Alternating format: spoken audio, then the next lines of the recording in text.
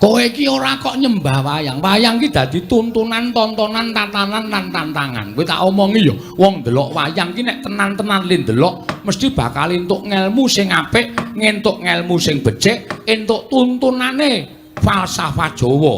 Ngono. Wong Jawa ki alus. Wong Jawa ki kebak sasmita, ora kok cobloko. Mula jroning wayang iki digelar kaya ngene iki padha didhawuhi ngonceki sasmitaning lakon sewengi mau apa, becike nggo nendi, alane nggo napa. Kuwi ayo padha dionceki iso nggo sangu jroning urip. Ngono. Lah kowe kok percaya karo wong kono-kono sing ora seneng karo budayane awake dhewe. Mongko kuwi wong Jawa, kok nglarang adat budaya Jawa. Uteke wis kuwalik.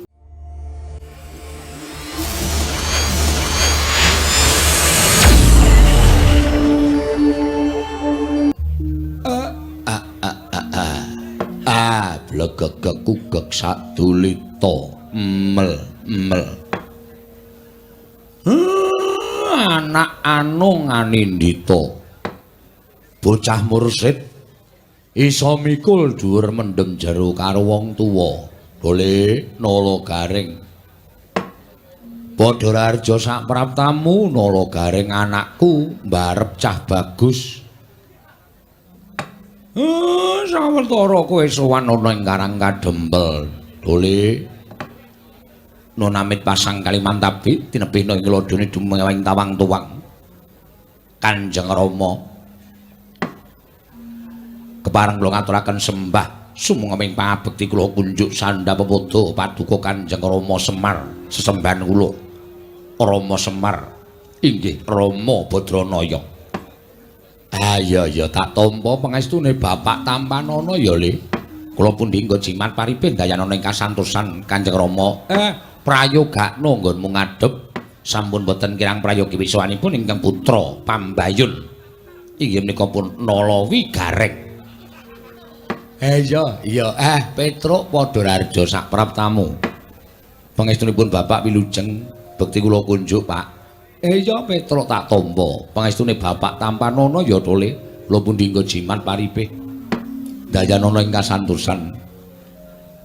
Paring pangestunipun Bapak amawahono kabagyaning gesang kula Pak. Iya tak tok anu gawe gedhening atiku.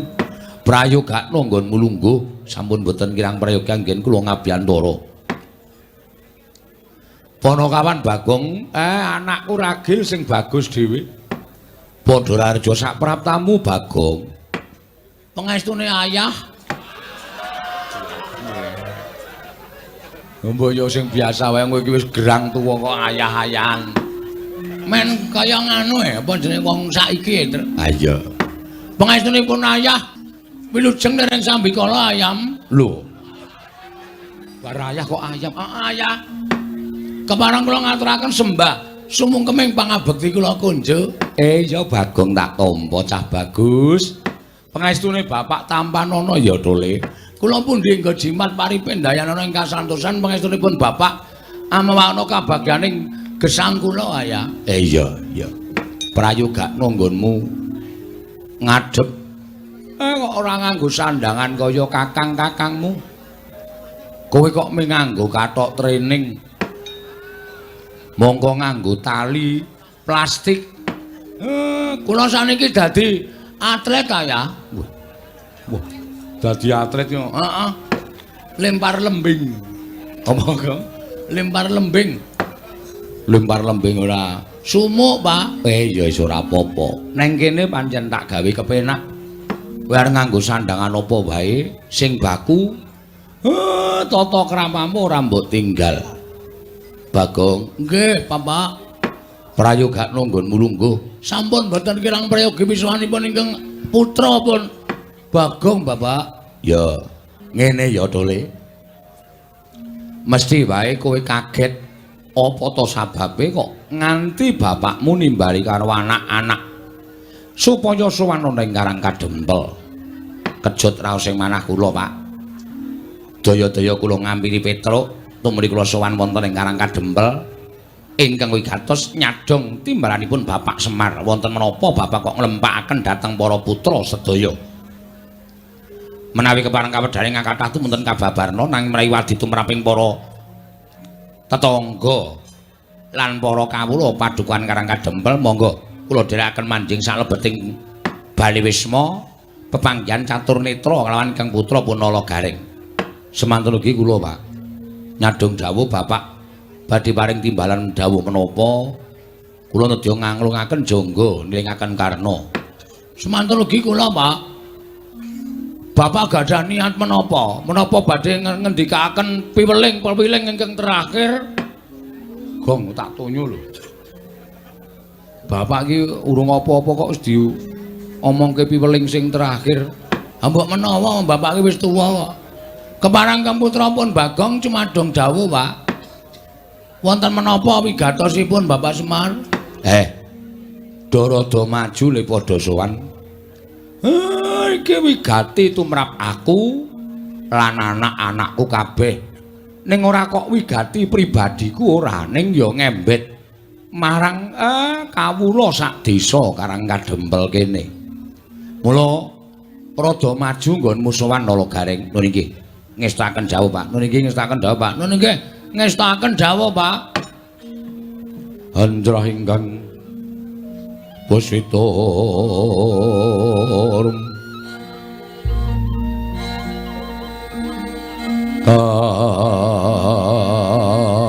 Kasiling Samirana mrih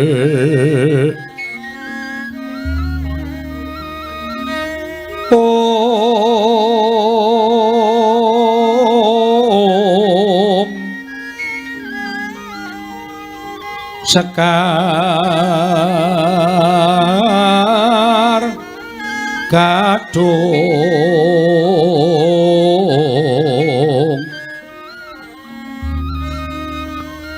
Ko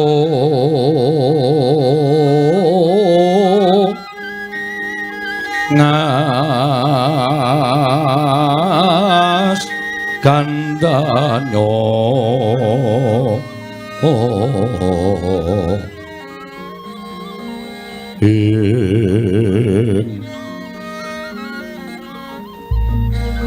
Maweh raras renaning driya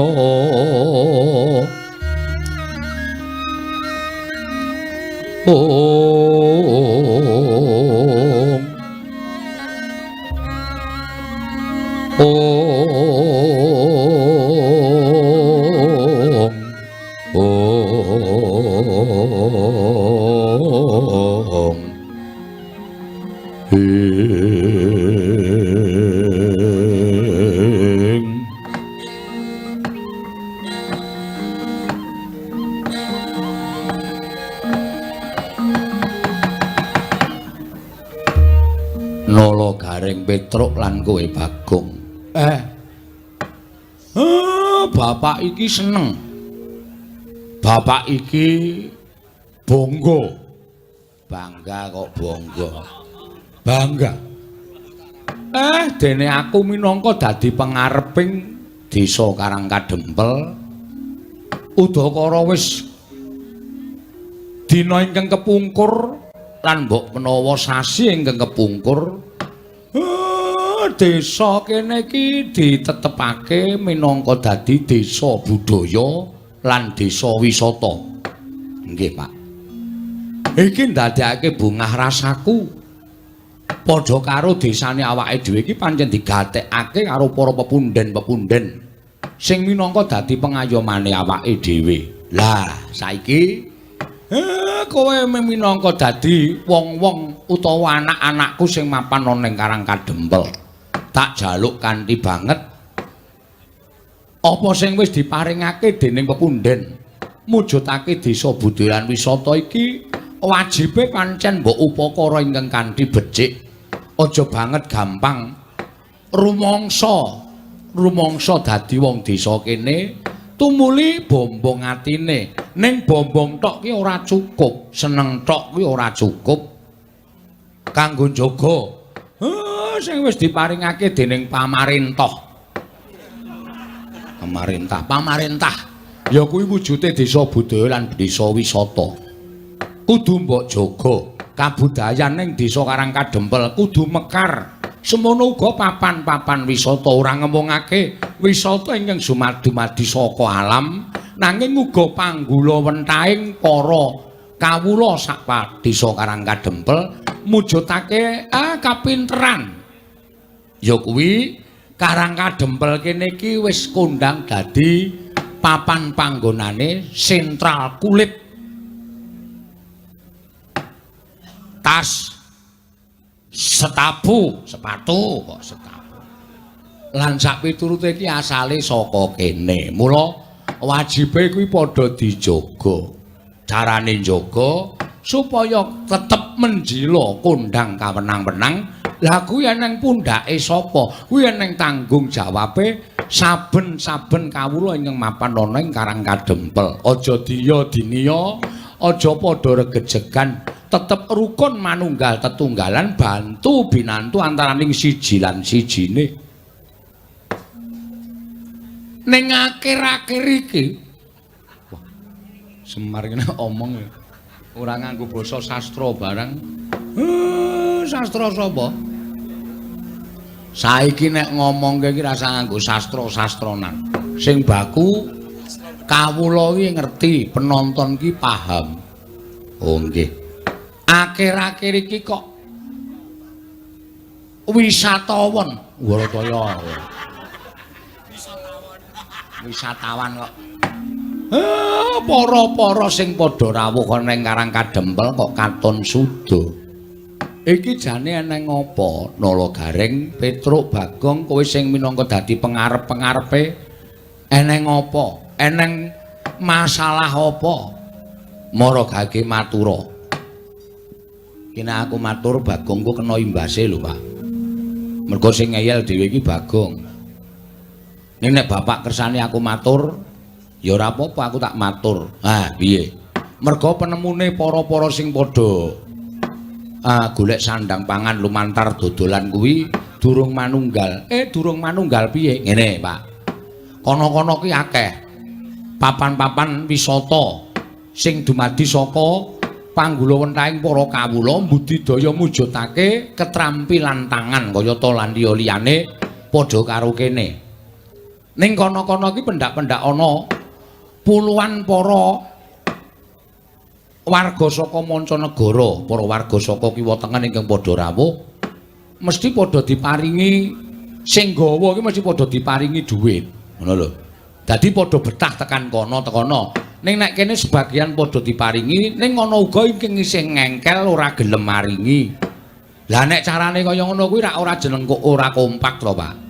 Nek ora kompak dadine sing padha nggawa pembeli-pembeli tekan kene iki do ora seneng mergo ning kene ora entuk apa-apa. Ora ngelingi yen to rejeki saka sing kuwasa kuwi janjane dhewe ming minangka lantaran. Ora dikukup dhewe ning uga diratake karo para-para sing bakal nampa rejeki. Bagong kok ngono. Sik, Mir. Mau ayah kok saiki, Mir. Iki masalahe rada serius iki, Truk. Iki perlu apa jenenge iki? Ana pembelaan saka aku. Aku buka toko tas ki ning tanah-tanahku dhewe ning nggon-nggon aku dhewe. Kok dadi aku dadak ngenehi sopir-sopir bis ngopo? Lho, kok sik.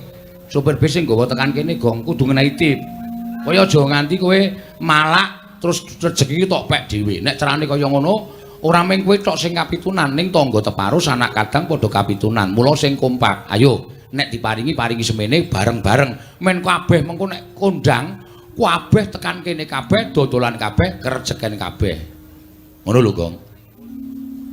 Terus aku kon menehi. Heeh. Aja malak, tandani lho. Rezeki iki nek malak sudane cepet Gusti ora paring meneh. Percaya karo aku.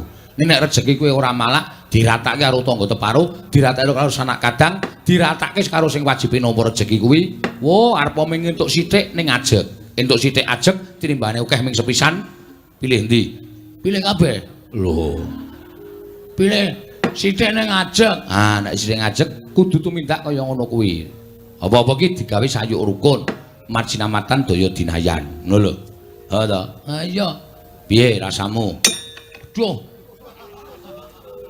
Ngopo e? Lek ndodok kena keprak. Terus piye nek menurut kowe? Nek pancen ngono wis kompak aku ya saiki melu. Lah ngono. Nek ora kompak ki bakal ya dadine ora apik, nek kompak nyawiji tunggalan ki apa wae wis to, Gong. Sing bagot, sing abot bakal dadi enteng, sing angel mesti bakal dadi gampang. Lho, ya ta? Sithik akeh disyukuri, aja malah. Oh iya. Ngono lho. Aja terus kowe entuk rezeki akeh terus ora mbrebel sithik-sithik. Oh, nek kaya ngono kuwi ora ndek kanca, ora ndek sedulur. Heeh, ya, Tru. Ha iya, wiwit saiki kudu kaya ngono. Siap. Wis saiki aku arep padha karo kanca-kancane. Ya, ngono kuwi. Syukur nek wis ana siji sing diudari, angka loro bab budaya. Bab budaya kuwi ya kudu dijaga. Merga iki awake dhewe mapan ana ing tanah ingkang kebak budaya ingkang wis dadi tinggalaning para nenek moyange awake dhewe mbiyen. Awak dhewe wajib nglestarekake. Ngono. Lah kok saiki padha diya diniya. Gareng wingi wis gelem jadil kok saiki wis ora gelem. Malah nek ana jadilan lunga. Aku ana sing ngandani nek jadilan ki musyrik kok ya, Pak. Ana sing ngandani nek jadilan kuwi nyembah setan. Sing kandha sapa? Hah? Sing kandha sapa? Ya ana pokoke ya ana. Pokoke budaya ya wayang barang kuwi ora apik, wayang kuwi ora becik. Dugangane cangkeme kuwi wong. Kowe iki ora kok nyembah wayang. Wayang ki dadi tuntunan, tontonan, tatanan lan tantangan. Kowe tak omongi ya, wong ndelok wayang ki nek tenan-tenan le ndelok mesti bakal entuk ngelmu sing apik, ngentuk ngelmu sing becik, entuk tuntunane falsafah Jawa. Ngono. Wong Jawa ki alus. Wong Jawa ki kebak sasmita. Ora kok cobloko. Mula jroning wayang iki digelar kaya ngene iki padha didhawuhi ngonceki sasmitaning lakon sewengi mau apa, becike nggo nendi, alane nggo napa. Kuwi ayo padha dionceki iso nggo sangu jroning urip. Ngono. Lah kowe kok percaya karo wong kono-kono sing ora seneng karo budayane awake dhewe. Mongko kuwi wong Jawa, kok nglarang adat budaya Jawa. Uteke wis kuwalik. Nggih.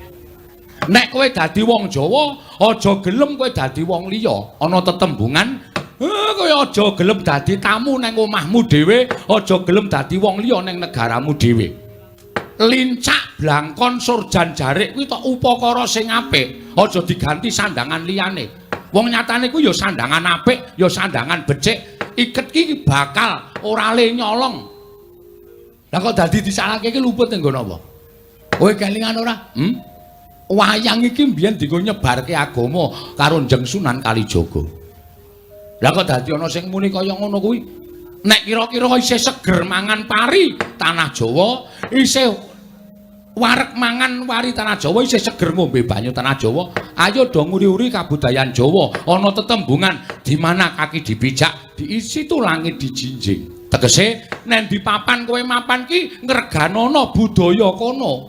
Aja kok malah tok singkang-singkang kowe ora ndek tangga, ora ndek kanca. Urip ki ora iso nek ora bebarengan, urip ki ora iso nek ora sesandingan. Sok nek mudhar arep mangkat nang kuburan dhewe apa kowe? Nggih, Pak. Kowe kudu duwe jati diri. Lah iki lho.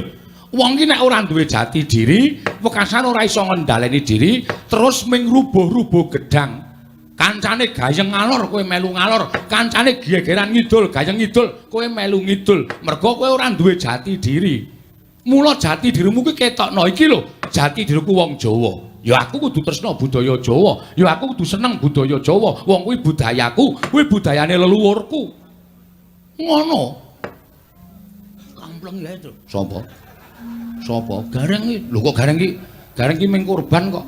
Gareng iki ora salah kok arep dikamplengi ora. Sengit aku. Mulane saiki kok sing teko latihan jadian kok kurang siji iki bol gareng iki lho. Kowe iki ape lho reng dadi celeng? Celeng makamu kuwi ora. Ora ana sing iso kaya kowe iso bijek-bijek merga sikile pincang. Nan, trampe lemu joget mula aja. Kuwi iki ora apa-apa nek. Wis to. Ora apa wong kuwi iki mung budaya. Jroning atimu aja nganti kowe percaya karo kapercayane liya kejaba mung percaya marang panguwasaning Gusti Akarya jagat ngono. Sing kandha sapa kuwi? Ya ana kuwi sing mlebutke kuwi. Engko nek kowe nglakoni kaya ngene iki dosa. Kowe nek nglakoni kaya ngene iki dosa. Lah iki lho, Pak. Aku ora seneng karo wong sing sithik-sithik ngarani dosa. Sithik-sithik ngarani dosa iki apa dhek iki ponakane sing gawe urip apa? Sing nemtokke dosa iki mung Gusti. Ngono lho, Reng. Waton kowe ora nyembah jarane, kowe ora nyembah karo demite, kuwi ora apa-apa, kuwi budaya. Ya, Tru. Ngono lho bener. Bagong ki arep wong kucruk ngene malah pikirane cerdas ngono lho. Ayo to, ora usah dadak piye-piye. Oh iya sesuk tak menyang truk. Wis kowe iki ndek jati diri. Iki budayamu kok arep ogrek-ogrek. Lah, nek wis kowe eling saiki aku tak omong. Nggih, Pak. Aku ki rak kepengin bangun desa. Bangun meneh. Sengit ta anggere titik-titik bangun, bongan bangun. Kaya materiale iki cukup. Sik to, Gong, kose. Kose. Aja nesana susih. Kuwi kok njur titik bangun, titik bangun. Ah, jan wis ngatimo iki karepe piye to ya? Ngatimo sapa? Kae bakule tas pojokan kae wonge mblegentong dhewe pancen. Wanto. Ha iya. Titik-titik bangun. Heeh. Semari nganti kesel aku iki mbaya wis man. Liyane jalukane kuwi engko ndak duka. Ndak ora seneng. Nganti aku iki ngarang lakon ning panggung lho. Mergo mung bangun. Ngladeni para penonton ki kudu beda. Ayo ngene iki sok pecah ndase suwe-suwe. Ha iya. Nek yo ngene lho, Gong, malah justru kuwi dadi pamecut tumraping kowe kudu selalu berkreativitas, selalu berkreasi. Engko nek kowe ana ning nggon streaming ditulisi Semar Bangun Desa, ngono kuwi terus cok jejerke beda, ora ana tokoh-tokohe sing biasane, kuwi penonton tertarik. Lho, kok ngene? Piye iki kok critane? Ngono. Ngomong karo iso wae kene iki. Wis ndase kesel. Ayo kudu dilakoni. Wis kesel bayare ora full. Pak Desa anu Wanto ki sapa? Kowe karo Kyai Manding ki piye? Kowe ditimbali nang kene ping bola-bali. Oh, aku nek ora tresna ora. Ha iya. Kabeh ki manjing dadi sedulur. Mula sing jeneng budaya ora kok mligi menggo golek dhuwit. Heeh. Ning nggo srawung karo nggo ngibadah. Darmaning wong seni ki ngene iki, Tru. Oh. Dharma iki tegese kewajiban nglakoni urip bebantu marang sak padha-padha. Lah, aku isane nyumbang ya mung nyumbang kaya ngene iki. Heeh. Nyumbang lumantar seni, nyumbang lumantar budaya kanggo ngatonake tresna karo pepundhen-pepundhenku sing lenggah ning Manding kene. Iya, ya bener ngono, Gong. Heeh, ora apa-apa, ora masalah. Terus piye, Pak? Kersane? Aku pengen bangun desa. Piye? Areng kowe dicor ya? Yo. Apa si Wanto ae dicor? Dideke nang protelon kae men. Nggo dadi apa jenenge iki? Anake wae dicor. Oh, anake wae, Pak. Aja. Lidike ra jamak-jamak. Kok sik bangunku ki ya ming sarana bangun lahir lan batin. Tegese bangun lahir kuwi wewujudan ingkang kasat mripat, bangun batin kuwi bangun bebarengan ayuta. Saiki rasa pangrasa ati pikiran ditunggalake. Awake dhewe ki wong sak desa. Yen wong sak desa manunggal tetunggalan dadi apik, wis to, percaya. Desa tanggane sesuk mesti meri. Nek desa siji dadi desa loro dadi kebak karukunan, desa loro dadi desa selu, dadi sak kecamatan, dadi sak kabupaten, munggahe dadi sak negara rukun apa ora kepenak uripe awake dhewe. Bener Pak menika. Ling terus kersane Bapak pripun? Niki anak-anak mung kari nderek, anak-anak mung kari manut kersanipun Bapak Semar. Nggih. Kersane Bapak pripun kula kantun nderek. Nggih. Kersane Bapak pripun kula kantun nderek.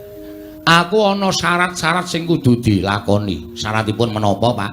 Syaratipun menapa? Syarate apa, Pak? Apa anak-anak kon urunan semen loro-loro? Semen loro-loro nggo ngapa ora? Ayo mbantu Bapak, kowe wedi reng. Sakrit, kowe.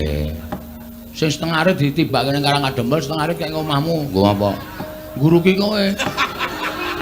Ya, karo aku kok sia-sia ki ngapa dagang ora? Aku iri karo kowe. Heeh, ya wis ben bejane dhewe-dhewe kok. Dan tenan kowe iki. Ngene kas wis-wis. Wis ben ora apa-apa. Ha iya. Semono gareng iki. Wah, remuk awake karepmu. Ya wis ben wong iki senengane ngopo to. Heeh. Kowe arep dikai jaket reng karo sapa? Karo bakule kulit. Oh, ning ora ana ukurane. Jaket kok ukuran U. Apa kok jaket kok ukuran U? Paling cilik kuwi. Ha iya. Terus kersane Bapak, aku tak ngandhake syarat-syarate marang anak-anakku kabeh.